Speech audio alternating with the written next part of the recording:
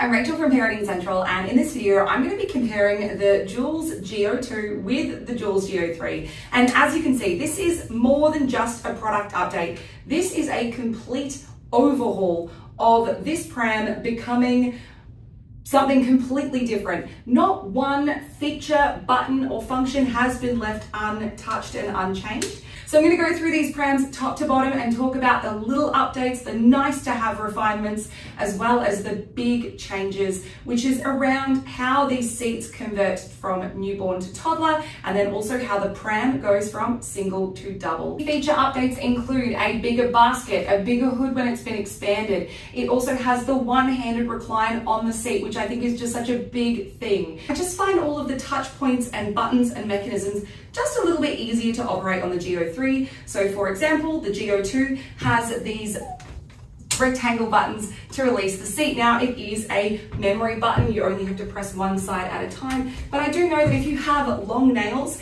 this can be quite a difficult button to actually operate. Whereas on the Geo3, it has this lovely little button, and you get a little bit of a feedback as well. It kind of has a nice click.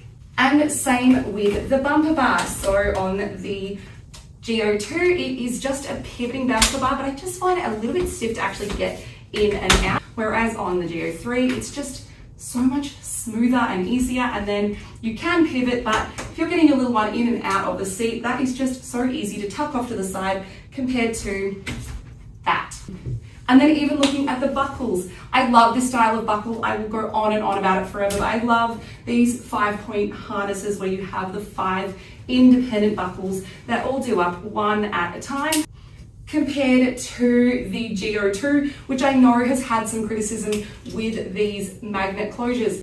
The Geo3 also has an adjustable footrest, whereas the Geo2 does not. So in a lot of ways, those features are really just bringing the Geo3 up to 2023 standards, because I think those are things that everybody is just wanting to tick off when they're looking for a pram, particularly at this price point.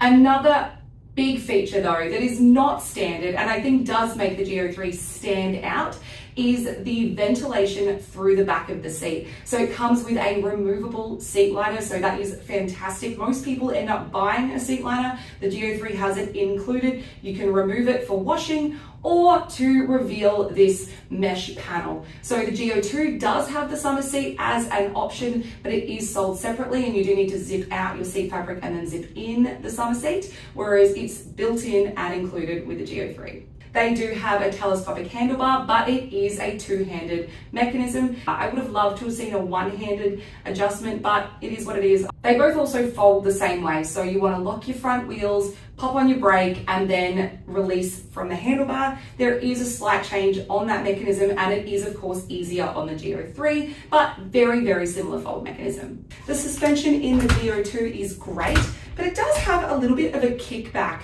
whereas I feel like this suspension just feels really solid and smooth.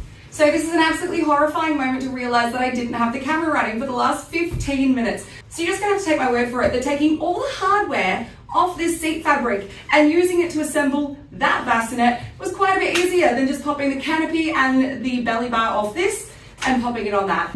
But yeah, this is what actually comes out of the box with both of these two models as well. So you actually only get a seat fabric and a cot fabric with the hardware, compared to a complete hardware seat, complete bassinet, and then they just share a hood and a bumper bar. So to compare the cot, so remembering that they actually have the same hood as the seat. So this is as far as the Geo2 hood extends, but you still have that full extension on the Geo3. There is ventilation obviously in the hood, then you can zip down the sides for more airflow through to the seat, and it even has ventilation from underneath as well. So such a great option for Australian summers. The Geo2 obviously does still have ventilation in the hood, and they both do have a nicely ventilated mattress.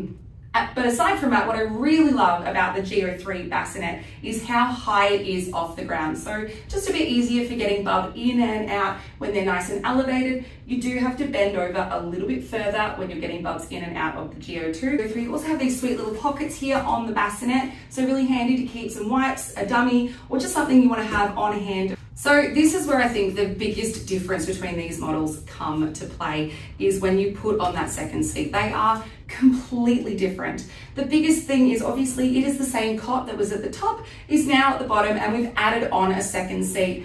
With the Geo2, we have to get an expandable set, which will come in the same format as the pram. A seat frame, a seat fabric, and a cot fabric. You set it up as the cot, obviously, to start with, and then you would convert that into a seat in the same way that we do with the seat at the top. This does mean, though, that you can't just easily switch from single to double. You can't take that cot, pop it up the top if you just want to take the baby for a walk on their own. With the Geo3, obviously you can just take the seat off, take that cot, pop it up there, and off you go. So much more practical day to day if you are finding yourself switching from single to double, which is what I would have done when my kids were little as well. So I think that is such an important feature. Although the Geo2 is a lot less confusing when it comes to converting from single to double, all you have to do is buy the expandable set. It has everything that you need for theoretically 2 newborns and 2 toddlers. So it's actually not a bad option for twins as well, whereas I really actually wouldn't necessarily recommend the Geo3 for twins. If you check out my video where I go through all the configurations, you might pick up why I'm not as keen on the Geo3 for twins. That is maybe something to consider if you are looking at both of them, but just to keep in mind, obviously, when this has been sold through and this is your only option, just keep in mind the format has changed completely. So I hope you enjoyed this video. If you do have any questions about the Geo2, the Geo3, or if there are any other prams you'd like to see me review or compare, let me know. I can always see what I can do. Otherwise, don't forget to subscribe for more parenting product reviews and have an absolutely wonderful day. Take care. Bye.